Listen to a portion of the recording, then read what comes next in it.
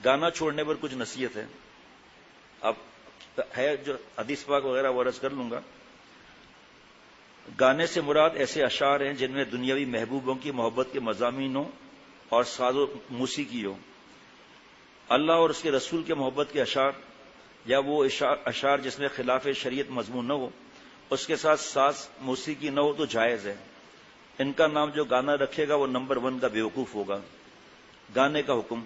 ایک امیر شیخ العرب والعجم عارف باللہ حضرت مولانا شاکی محمد اختر صاحب رحمۃ اللہ علیہ فرمایا، پڑھ کے گانا چھوڑ دیا، پھر اصلاح کے لیے نہیں آئے، ٹیوننگ نہیں کرائی، پیٹرول نہیں ڈلوایا، اللہ کی محبت کا پھر لگ گیا اس میں، پھر بھی توبہ کا دروازہ کھلا ہوا ہے. امریکن لڑکے نے پوچھا کہ گانا شریعت میں کیسا ہے؟ میں نے کہا بھائی حرام ہے. اس نے کہا کیوں؟ میں نے کہا گانا سننے سے زنا کا تقاضا پیدا ہوتا ہے. فرمایا اوکے، جس لڑکی کی آواز اچھی ہوگی تو اس کے لیے گندے خیالات آئیں گے زنا کے. اس لڑکے نے کہا آل رائٹ، یعنی بالکل صحیح ہے. جب ہم گانا سنتے ہیں تو ہمارے دل میں زنا کے بہت زیادہ تقاضے شروع ہو جاتے ہیں، اور وہ دیکھ بھی رہے ہیں اور اشعار بھی سن رہے ہیں ایسی آواز کے ساتھ، تو پھر کیا ہوگا؟ جناب، جو لوگ گانے بجانے کی محفل میں شرکت کرتے ہیں یا T V, net, cable, computer اور موبائل پر گانے سنتے ہیں اور اس سے بچنا چاہتے ہیں تو مندرجہ ذیل باتیں پڑھا کریں بار بار. یہ ویب سائٹ پہ مل جائے گا، ابھی ہمارے ساتھی وہ پرچہ نکال لیں گے، ابھی تقسیم ہو جائے گا ماشاءاللہ. جناب بیٹھے ہیں جیلانی بعد میں ابھی بھی. ہاں اچھا، یہ قریب ہی ہے یہاں سے. تو اب اگر کبھی بیٹھو تو صحیح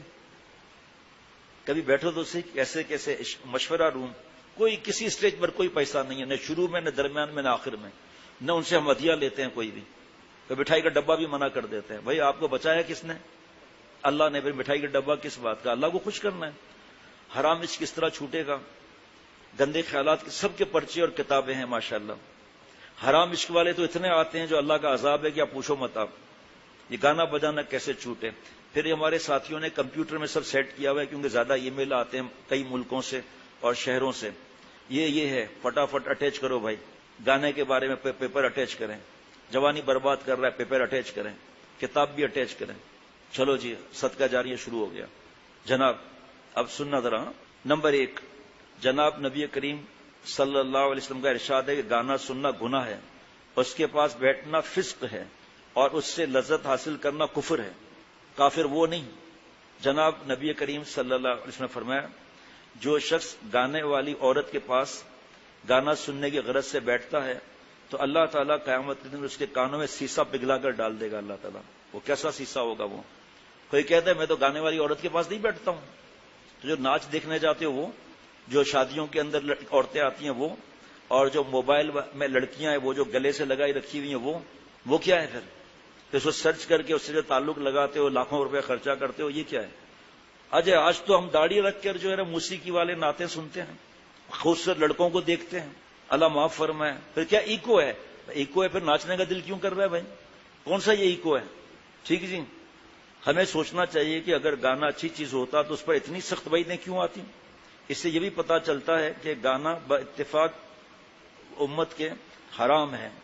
آپ صلی اللہ علیہ وسلم نے فرمایا، آگے حدیث میں آ گئی کہ میں سنانے والا تھا لیکن آگے وہ ہے، اللہ تعالیٰ نے شراب، جوا، طبلہ، سارنگی کو حرام فرمایا ہے. یہ قوالیاں کہاں آتی ہیں بھائی؟ خود شراب پی کے وہ بھی جھوم رہا ہے، یہ بھی شراب پی کے جھوم رہے ہیں، عورتوں میں گھس رہے ہیں وہیں پر، عورتوں میں پردے سے نہیں، وہیں جو ہوتی ہیں وہاں پر. آپ صلی اللہ علیہ وسلم نے فرمایا کہ گانا نفاق کو یوں اگاتا ہے جس طرح پانی کھیتی کو اگاتا ہے. جناب، گانا اور موسیقی انسان میں غفلت، پھر شہوت کے جذبات میں تیزی پیدا کر کے اس کو بد نظری، اس کے بعد حرام عشق، پھر اس کے بعد بدکاری لڑکوں کے ساتھ، اور زنا سے بدترین گناہ میں مبتلا کرتا ہے، زنا جیسے بدترین گناہ میں.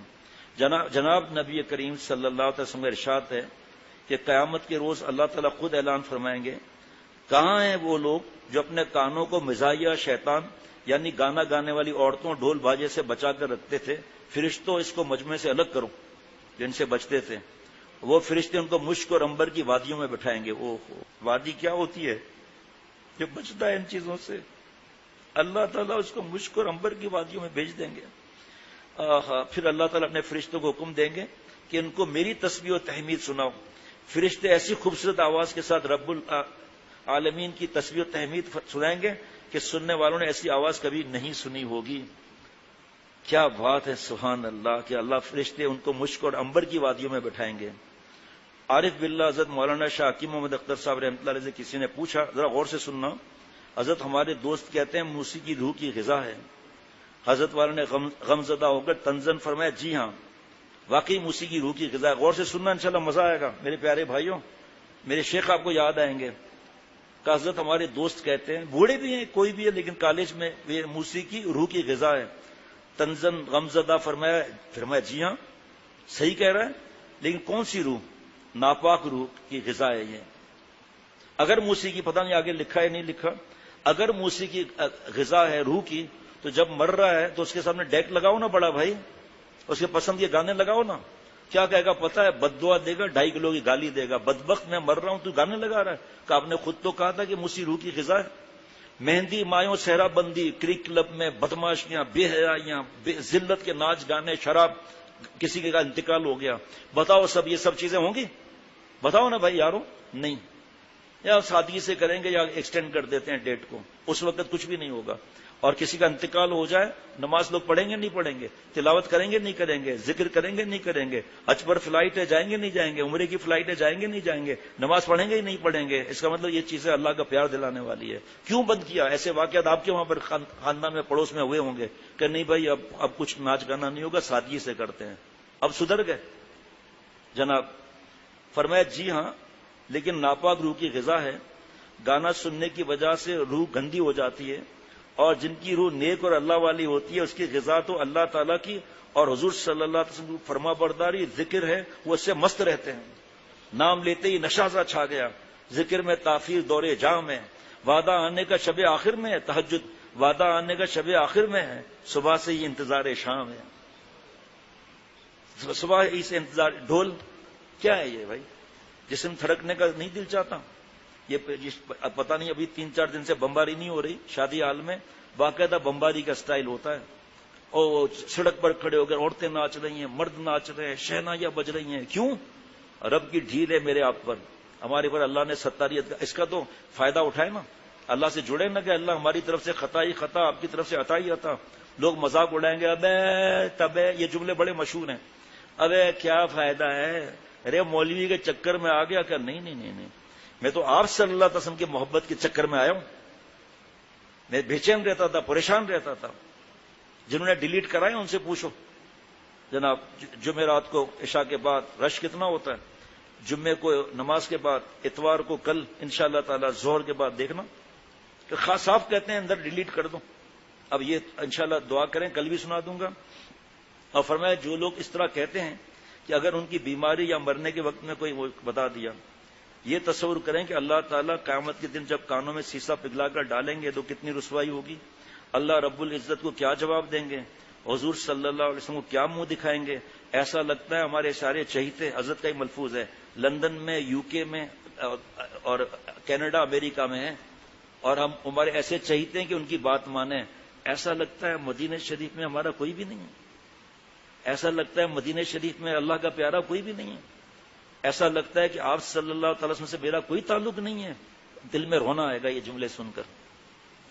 بار بار بٹھائے، وہاں سے ٹیپ لے لے، اس کو کاٹ کر، ہمیں بھی یہ چیزیں نہیں آتی، سنتے ہیں، کاٹ کر موبائل میں لگا دے ریمائنڈر میں کہ مجھے صبح کو یہ جملہ سننا ہے۔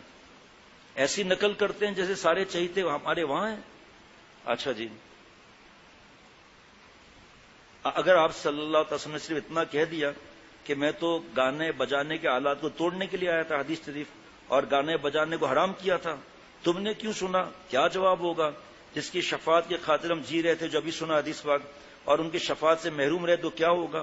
جن کی حوض کوثر لینے کی تمنا ہے، حوض کوثر نہیں ملے گا تو آلات معصیت، گناہ کے آلات کے سے دور رہیں۔ اس کا علاج آج کل ایسی نعتیں آئی ہے، میں نے بتا دیا، ایکو ساؤنڈ میں ہے۔ جو لوگ موبائل فون میں ٹون یا ٹیون مجھے نہیں آتا جگہ گانے بھرتے ہیں یا دوسری موسیقی، وہ خود ہی فیصلہ کر لیں، خود بھی سنتے ہیں، اوروں کو بھی سناتے ہیں۔ جیسے مسجد میں تو لاتا ہی نہیں ہوں موبائل، فجر کا میری مجبوری ہے، تو وہ تو خیر سائلنٹ پہ رہتا ہے، خدا نہ خواستہ اگر وہ موسیقی بج گئی، ایک مثال ہے، اور جن کے گانے مسجد میں آ جاتے ہیں دوسروں کا گناہ بھی اپنے سر لے رہے ہیں جناب، تو خود فیصلہ کر لیں کہ خود بھی، کہ جتنے لوگوں نے سنا تو سب کا گناہ بھی اس کے ذمہ ہوگا۔ بعض دفعہ دوران نماز گھنٹی بجنے کی وجہ سے سب کی نماز بھی خراب ہو جاتی ہے، مسجد کی بے حرمتی ہے، prime minister house, president house, فلانے CBR FBR انکم ٹیکس وغیرہ وہاں سوچ لیں ذرا.